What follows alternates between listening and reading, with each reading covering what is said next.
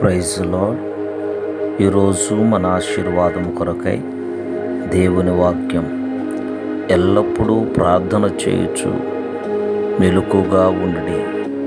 లూకా సువార్త 21వ అధ్యాయము 36వ వచనం. ప్రభుదినము అనేది క్రీస్తు పునరాగమన సమయాన్ని ప్రస్తావిస్తుంది. లోకానుసారమైన జీవన శైలి అనగా తిండి వలనను, మొత్తు వలనను లేదా ఐకిక విచారములతో ఉన్నవారిని క్రీస్తు పునరాగమనం విస్మయపరుస్తుంది.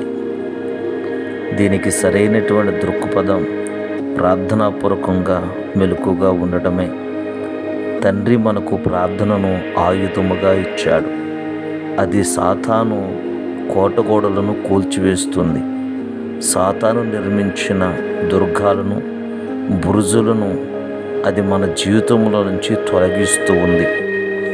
ప్రార్థనాపూర్వకమైన సిద్ధపాటే మనుష్య కుమారుని ఎదుట నిలబడుటకు సిగ్గుపడకుండా ఉండటానికి మనల్ని సిద్ధపరుస్తూ ఉంది. ప్రియ స్నేహితులారా, ఈ దినముందున నిన్నును, నీ కుటుంబాన్ని, నీ సంఘాన్ని నా ప్రభు సిగ్గుపడని వారిగా దేవుని ఎదుట నిలబెట్టునుగాక. ఆమేన్.